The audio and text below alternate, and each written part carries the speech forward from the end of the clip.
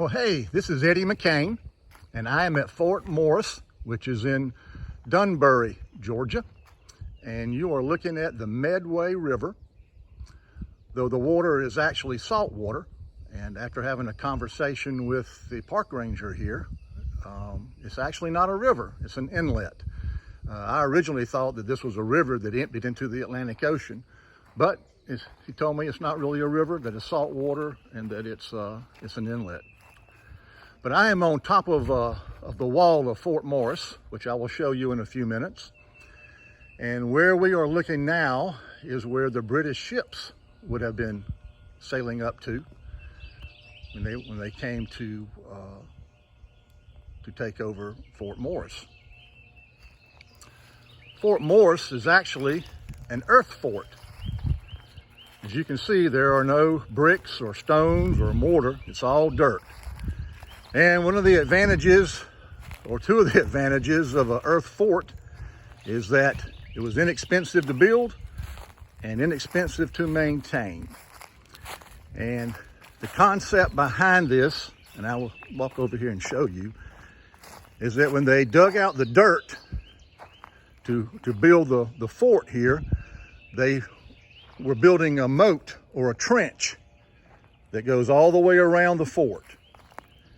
And if you look here, let's just say British infantrymen were coming toward the fort. There would be no trees out there. All the trees would be cleared out. It'd be wide open space. There'd be nothing for them to hide behind.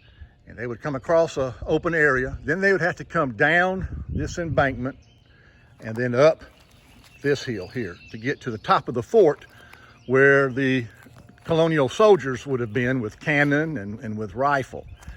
Now, this was built close to 250 years ago. So back when it was built, these walls would have been a lot steeper, and the moat or trench would have been a lot deeper than it is now. Of course, years of weather and a couple of hurricanes have kind of deteriorated it a little bit. But the fort itself covers about an acre. And this trench that I just showed you, it goes all the way around the fort. If you look on the other side, you can see where the hills are. That represented the wall of the fort. What I am standing on represented the wall. But in 1776, there was a town right here called Dunbury. And it had, at that time, one of the largest deep water ports on the East Coast. It even rivaled Savannah. And the port, the town of Dunbury would have been on the other side of those woods. Of course, we can't see it for the trees, but that's where the city would have been. It was actually destroyed during the Revolutionary War. They tried to rebuild it, and it was destroyed again during the war between the states. So the town itself no longer exists. But when the Continental Congress met in 1776, the delegates wanted to build a fort here to protect their deep water port here in Dunbury. So that is why this earth fort was built here. And I believe the state of Georgia has done a pretty good job taking care of it.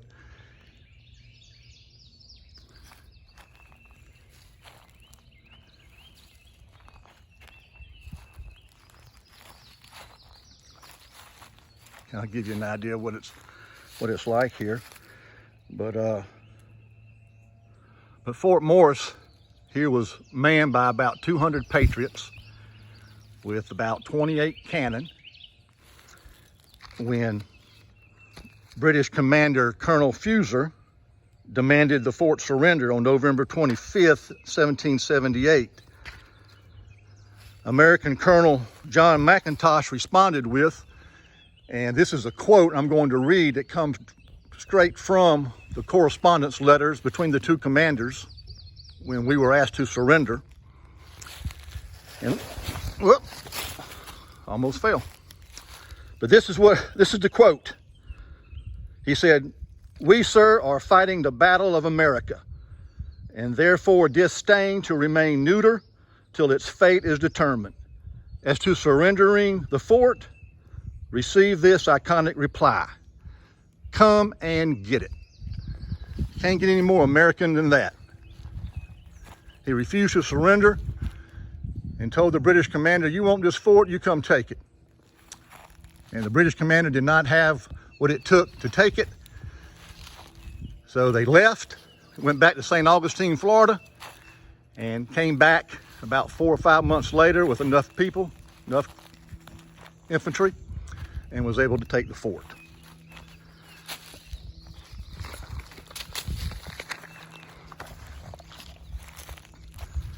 I believe they're doing a good job here of preserving the fort. I'm going to walk through here. We are walking right now down into the actual, what has been known as the parade ground of the fort. I'm going to walk on the other side and give you a view from the back side of what it looks like. But over the years, there have been hard times here.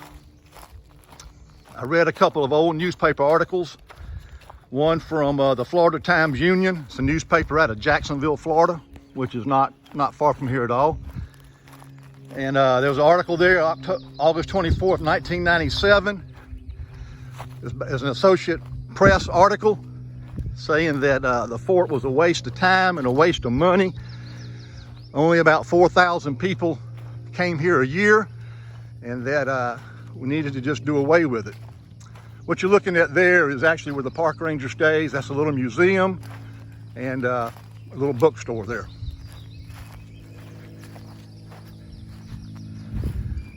But one of the locals that live here, a man named Joe Maley, this is what it looks like from the back. And this is what it would have looked like kind of from the water. The British would have saw that big wall, which probably would have been a good bit taller, and there would have been a big moat right there in front of it. They'd had to go down into that moat and then up the hill to take the fort.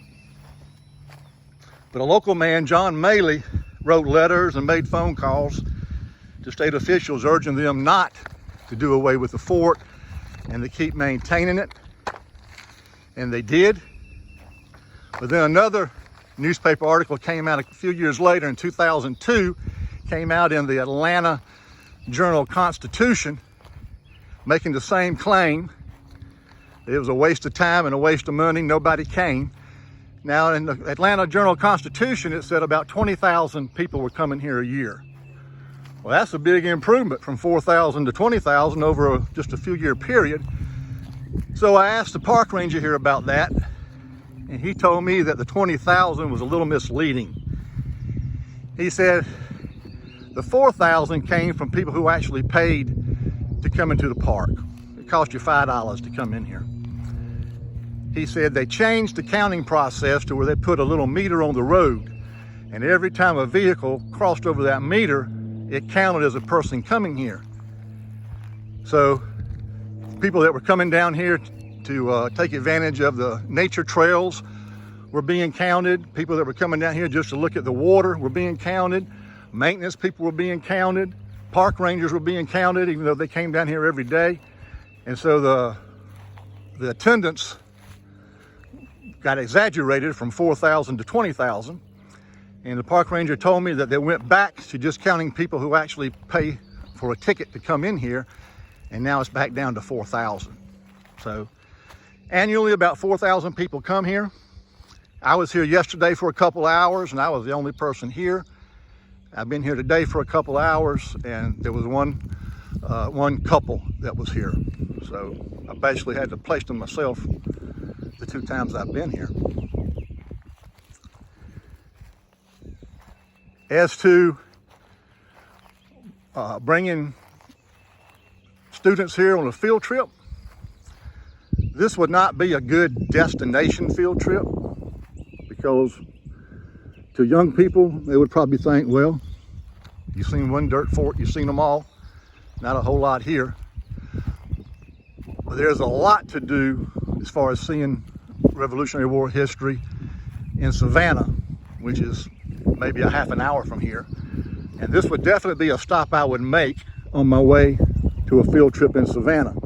I would pull in here for maybe an hour, let everybody stretch their legs, walk around, get a visual of what an actual earth fort looked like, learn the story of come and get it, get back on the bus, and then go to the main big time flashy attractions that you'll find in Savannah. But for people like me, I love it here. You know, I love this type of history.